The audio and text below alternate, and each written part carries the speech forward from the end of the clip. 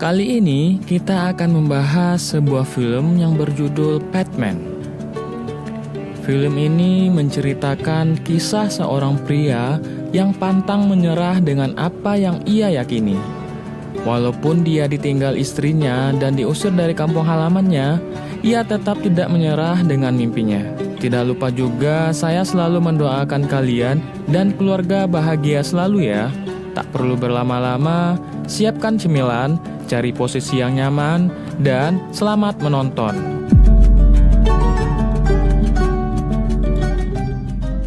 Di awal film kita diperlihatkan dengan sebuah prosesi pernikahan sepasang kekasih.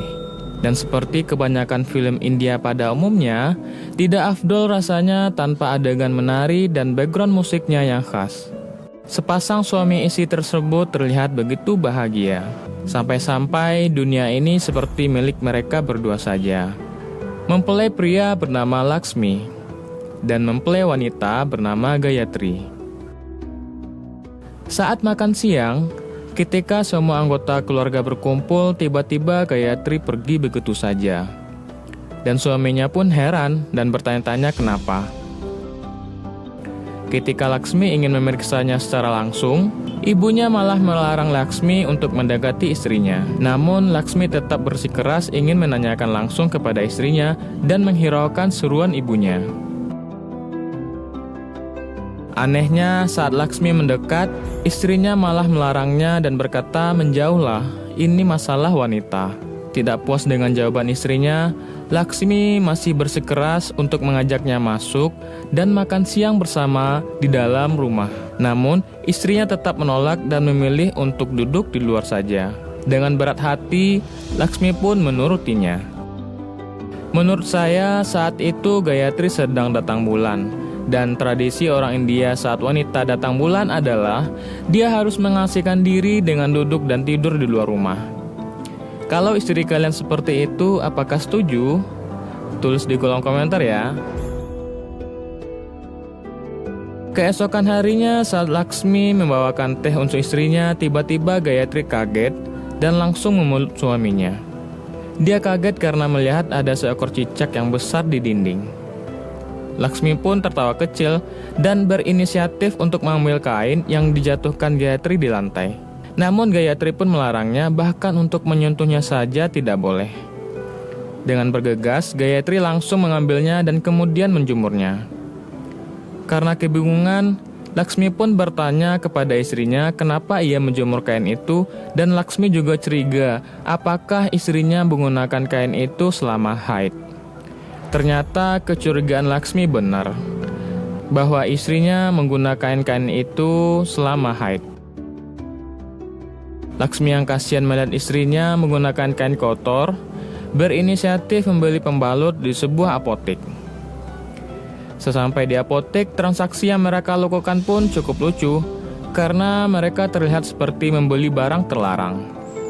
55 rupiah kata penjual. Laksmi pun kaget, apakah ini terbuat dari emas? Dengan berat hati, akhirnya Laksmi membeli pembalut tersebut. Laksmi kemudian memberikan pembalut itu kepada istrinya. Dengan senang hati Gayatri menerima pemberian itu. Saat dibuka dan melihat harganya yang mahal, istrinya kaget dan tidak mau menggunakan pembalut itu. Menurutnya, menggunakan sesuatu yang sangat mahal, bayangkan berapa banyak uang yang akan mereka keluarkan hanya untuk membeli pembalut ini. Laksmi berusaha membujuk istrinya agar mau menggunakan pembalut itu. Namun Gayatri tetap menolak untuk memakainya. Tanpa berkata-kata, Laksmi pun mengambilkan pembalut tersebut. Saat dikembalikan, parahnya si penjual tidak mau menerima barang yang sudah dibeli. Sehingga dengan terpaksa Laksmi tetap membawa pembalut tersebut.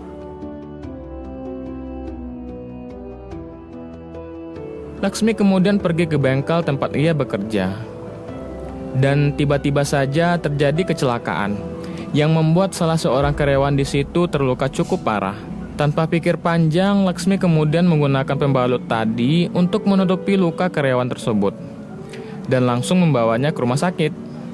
Setelah mengobati lukanya, Laksmi kemudian mengajak dokter di rumah sakit itu untuk berbicara secara empat mata. Di pembicaraan itu, Laksmi mengatakan sebenarnya pembalut itu ia beli untuk istrinya. Dia tidak tahan melihat istrinya yang selalu menggunakan kain kotor ketika haid. Dokter itu pun mengatakan bahwa apa yang dilakukannya itu tepat. Kebanyakan pria di India jarang mempedulikannya. Setiap bulan setidaknya 10-12 perempuan datang mengeluh sakit karena selama haid mereka selalu menggunakan kain kotor, dedaunan, bahkan ada yang menggunakan abu. Karena penyakit itu beberapa perempuan tidak bisa punya anak, bahkan yang lebih parah ada yang meninggal. Mendengar hal itu, Laksmi bertekad agar istrinya mau menggunakan pembalut ini. Tapi bagaimana caranya? 55 rupiah. Kenapa sesuatu yang sangat ringan harganya sangat mahal? Di pinggiran sungai, Laksmi melihat dan memeriksa terbuat dari apakah pembalut ini.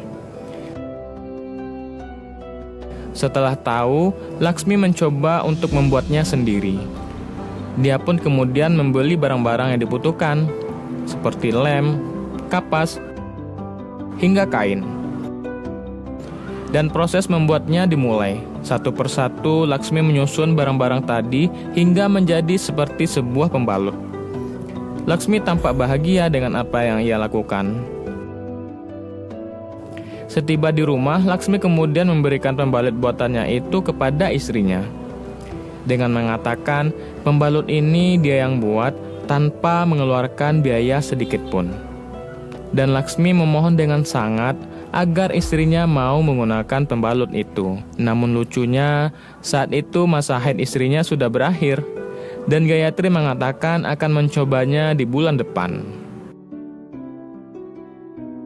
Tak terasa, waktu pun terus berjalan, dan tibalah masa haid yang dinantikan. Laksmi tidak sabar apakah pembalutnya akan berhasil atau tidak. Keesokan harinya, Laksmi melihat istrinya masih menggunakan kain kotor itu lagi. Dengan perasaan yang kecewa, Laksmi bertanya-tanya kenapa istrinya masih tidak mau menggunakan pembalut itu.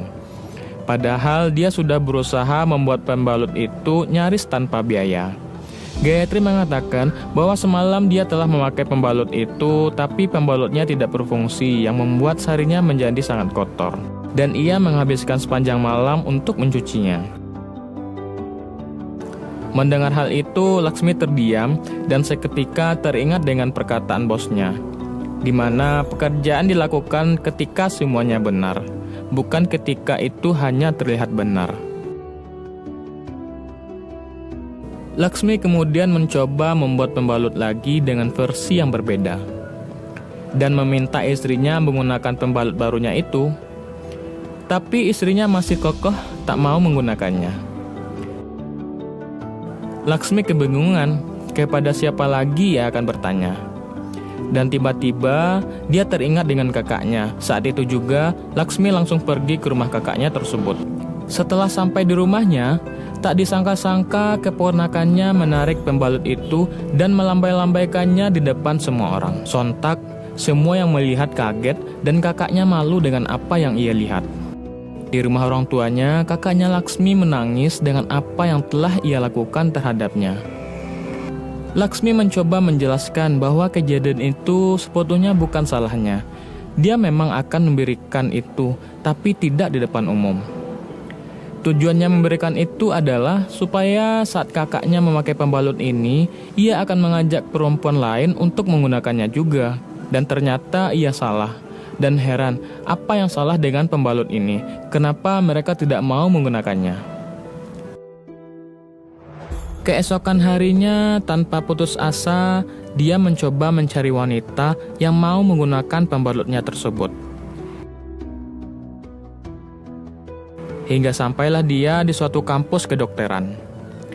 Dia mencoba menawarkan ke tiap-tiap mahasiswa yang ia temui, namun Laksmi malah diusir oleh satpam di sana. Pucuk dicinta ulang pun tiba, tak sengaja ada seorang mahasiswi yang mau menolongnya. Laksmi pun memberikan pembalutnya itu, di mana di dalamnya juga ada kuesioner yang harus diisi sehingga ia tahu apakah pembalutnya berfungsi dengan baik atau tidak. Mahasiswi tersebut kemudian memberikan pembalut itu kepada teman-temannya. Namun semua temannya menolak dengan alasan mereka seharusnya tidak pernah memakai sesuatu ketika kita tidak tahu dari mana, bagaimana, dan dari apa itu dibuat. Karena tidak ada yang mau memakainya, mahasiswi tersebut mengisi sendiri kuesioner yang diberikan dan perbuatannya itu diketahui oleh Laksmi. Melihat hal itu, Laksmi berkata, "Aku saja bisa melakukannya. Terima kasih karena telah mau membantuku." Kemudian Laksmi pergi meninggalkannya.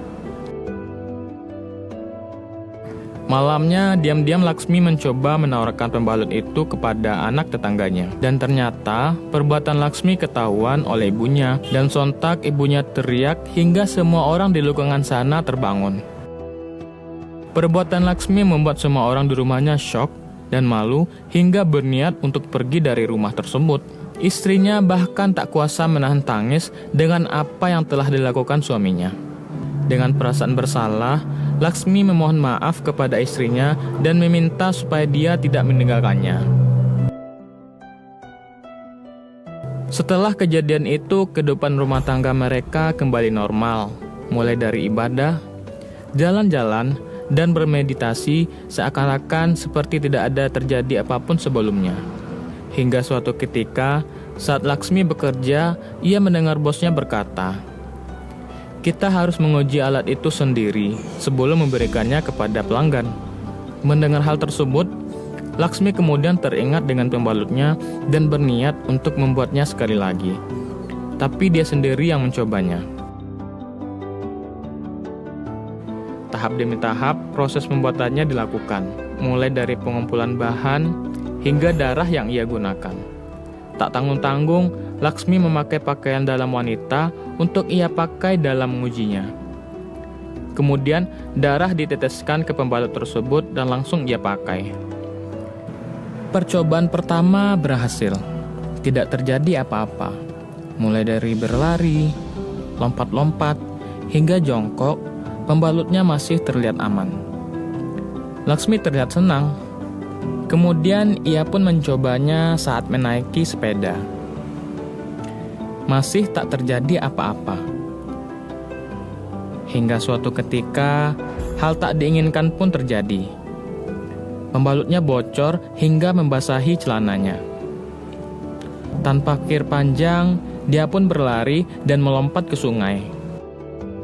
Perbuatan Laksmi kali ini membuat gempar seluruh warga hingga ia disidang di depan pemuka adat. Semua cacian dan hinaan ia terima begitu saja.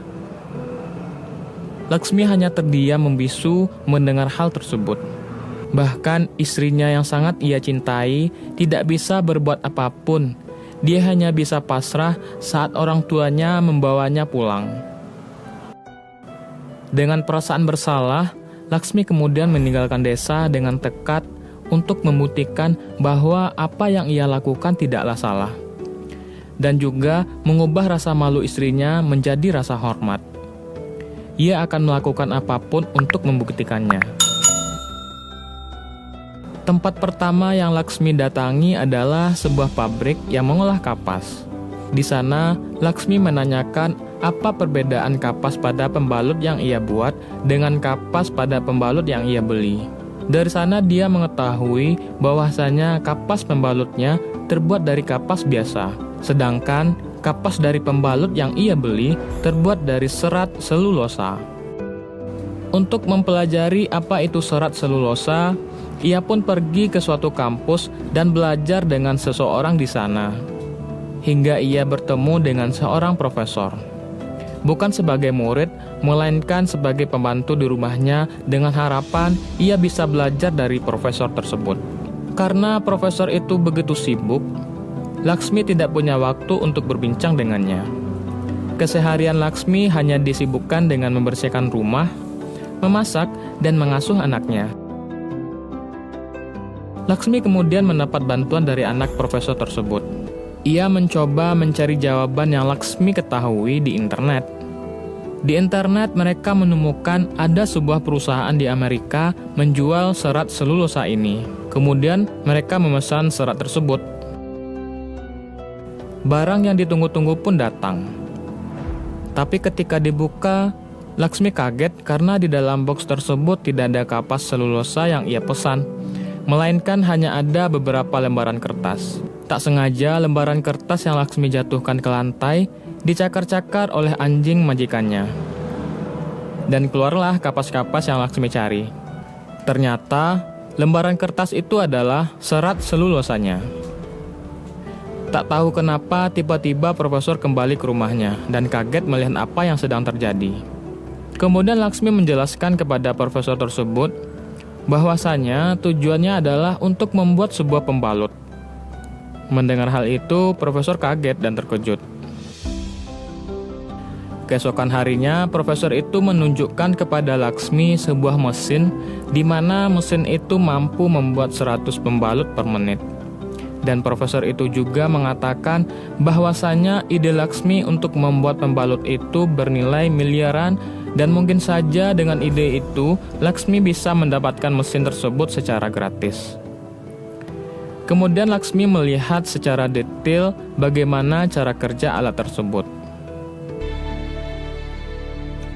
With half-meter wide rolls of cellulose pulp sheet 500 RPM that shred the pulp, pulverize the cellulose in rectangle followed by the wrappings of the pad in non-woven, which treats the pad with Keesokannya, setelah mendapat masukan dari profesor dan melihat langsung cara kerja dari mesin pembuat pembalut, Laksmi tersadar ia tidak membuat pembalut, melainkan mesin untuk membuat pembalut tersebut. Kemudian Laksmi pamit dari rumah profesor itu. Dan ide gila Laksmi pun dimulai. Ia kemudian mengumpulkan barang-barang yang dibutuhkan untuk membuat mesin tersebut. Kegagalan demi kegagalan ia lalui, dan satu persatu mesin yang ia buat selesai. Hingga sebuah pembalut pun didapatkan. Belajar dari pengalaman, ia harus menguji pembalut tersebut, tapi kepada siapa pembalut itu akan dicobakan. Scene pun berganti dengan memperlihatkan seorang wanita yang sedang memainkan gendang di suatu acara. Tampaknya wanita tersebut cukup terkenal dilihat dari antusias penonton yang menyaksikan. Selesai acara, wanita itu terlihat seperti sedang mencari sesuatu. Tak tahu apa yang sedang ia cari. Setelah mencari kesana kemari, ia tak sengaja bertemu dengan Laksmi dan menanyakan apakah di sekitar sini ada apotek yang masih buka. Ternyata yang wanita cari itu adalah sebuah pembalut. Dan dengan lugunya, Laksmi mengeluarkan pembalut yang ia buat. Setelah mendapatkan pembalut itu, kemudian wanita itu pun pergi. Sambil tersenyum, Laksmi berkata, besok kita akan tahu apakah pembalut itu berfungsi dengan baik atau tidak. Keesokan harinya, Laksmi mendatangi perempuan itu dan bertanya apakah pembalutnya baik-baik saja. Awalnya wanita itu tak mengerti apa yang Laksmi katakan. Kemudian temannya keluar dan mengatakan bahwa pria ini adalah orang yang memberikan pembalut itu semalam. Dan sekali lagi, Laksmi menanyakan apakah pembalutnya baik-baik saja. Wanita itu heran dan kebingungan. Menurutnya pembalut ya pembalut. Ia akan bekerja sebagaimana mestinya. Tapi kenapa itu malah jadi urusanmu? Mendengar hal itu, mata Laksmi berkaca-kaca. Ia menangis bahagia, karena pembalut yang ia buat sudah bekerja sebagaimana mestinya. Laksmi mengatakan kalau dialah yang membuat pembalut itu dengan tangannya sendiri. Dan wanita itu adalah pelanggan pertamanya. Jujur saja, scene ini membuat saya merinding. Karena kita sama-sama tahu bagaimana perjuangan Laksmi dalam membuat pembalut itu. Dan ketika ia mendengar pembalutnya berhasil, seakan-akan beban yang selama ini ia pikul terangkat dengan sendirinya. Setelah itu, Laksmi pun pamit kepada wanita tersebut. Karena pembalutnya telah berfungsi dengan baik, Laksmi kemudian menelpon istrinya dan kebetulan yang menerima telepon saat itu adalah Gayatri sendiri. Saat menerima telepon, Gayatri terlihat kaget dan bahagia. Lewat telepon, Laksmi mengabarkan bahwa ia telah membuat pembalut yang benar-benar tepat untuknya. Namun jawaban Laksmi tidak sesuai dengan apa yang ia harapkan. Ia mengharapkan Laksmi setidaknya menanyakan kabarnya bagaimana, tapi malah mengabarkan pembalut dan pembalut lagi. Gayatri pun menangis dengan penuh kekecewaan. Kemudian ayah Gatri langsung mengatakan, Gayatri dan dia sudah tidak punya hubungan lagi, dan siap-siap surat cerai akan sampai kepadanya. Mendengar itu, Laksmi seperti tersambar petir, terdiam dan tak bisa berkata-kata sedikit pun. Dengan perasaan sedih, ia pun kembali ke rumahnya. Saat dalam perjalanan pulang, Laksmi bertemu kembali dengan wanita tadi. Di hadapan wanita itu, Laksmi meneteskan air mata, karena segala usaha yang telah ia lakukan percuma saja. Wanita itu bernama Pari. Laksmi kemudian menunjukkan mesin-mesin pembuat pembalut itu kepada Pari. Pari pun terkejut dengan apa yang ia lihat. Laksmi kemudian menceritakan bagaimana perjuangannya dalam memuat mesin ini. Ia telah menghabiskan malam-malam tanpa tidur, meninggalkan seorang istri, seorang ibu, sebuah desa, semua harga dirinya, dan hutang 90.000 rupiah hanya untuk membuat mesin murah ini. Mendengar hal itu, Pari pun prihatin dengan apa yang telah Laksmi lalui. Setelah melihat-lihat, kemudian Laksmi pamit untuk pergi, dan sebelum pamit, Pari memberi sedikit masukan. Masukannya adalah, jika pembalut menempel di satu sisi, itu akan lebih baik. Besoknya, penagih hutang mendatangi Laksmi ke rumahnya, dan di saat yang bersamaan, Pari menelpon Laksmi lewat supir pribadinya. Ia memberitahukan Laksmi supaya untuk mengikuti kompetisi inovasi terbesar di India. Kompetisi tersebut akan diadakan di Delhi dengan membawa semua mesin pembuat pembalutnya itu. Lanjutnya Pari mengatakan, bagi yang menang akan mendapatkan uang sebanyak 200.000 rupiah. Tanpa pikir panjang, saat itu juga Laksmi berangkat ke Delhi.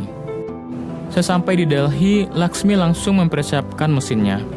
Banyak sekali orang-orang yang mengikuti kompetisi tersebut. Satu persatu dewan juri telah menilai inovasi dari peserta lain.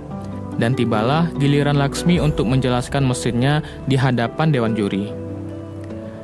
Laksmi mengatakan perusahaan besar mempunyai mesin yang besar untuk produksi. Semuanya serba otomatis dan dijual dengan harga yang sangat mahal.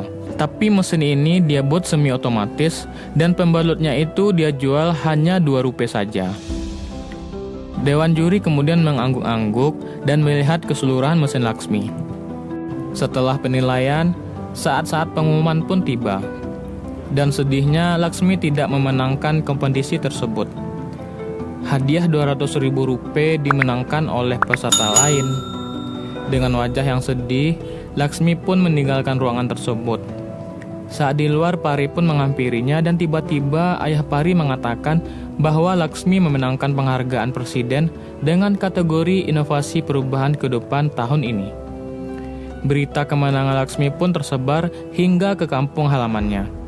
Semuanya terkejut dengan pencapaian Laksmi saat ini.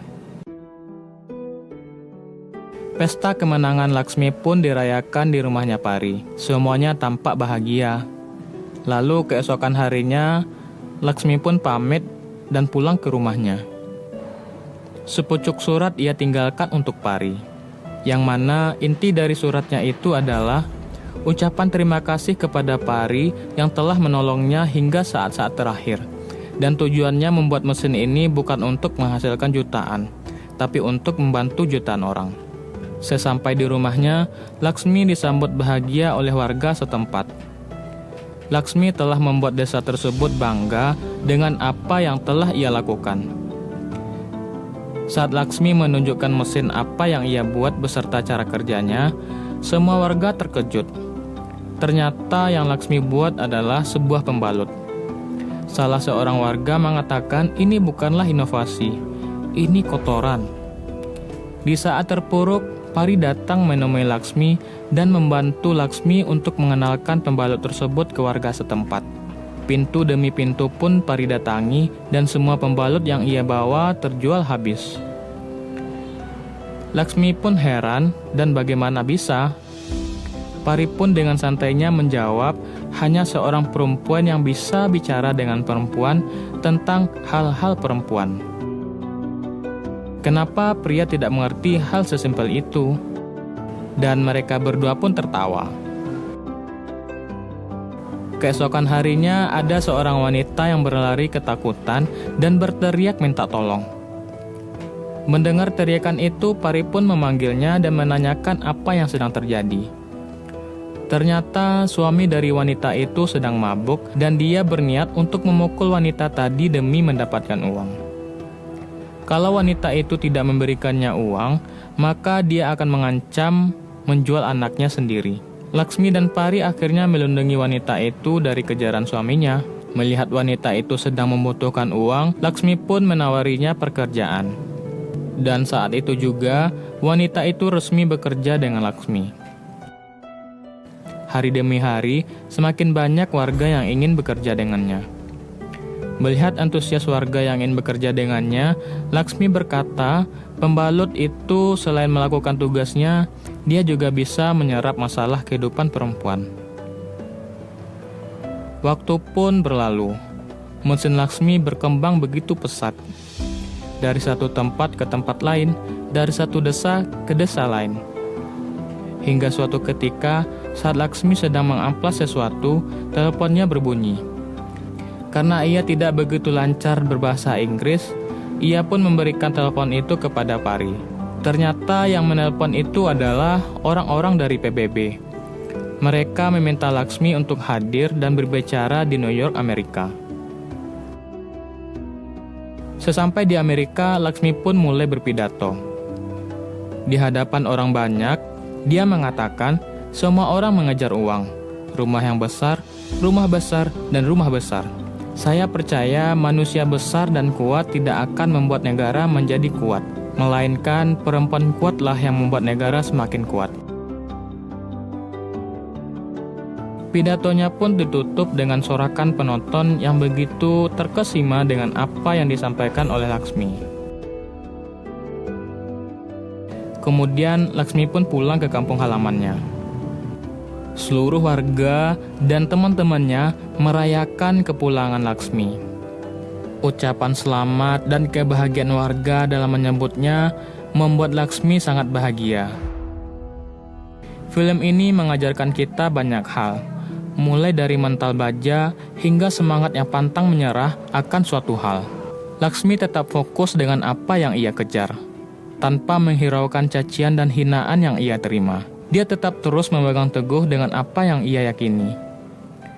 Semoga setelah menonton film ini, saya dan kalian mendapatkan pencerahan baru tentang arti semangat pantang menyerah. Dan juga semoga kalian menikmati alur cerita film ini. Sampai jumpa di film selanjutnya ya. Dah.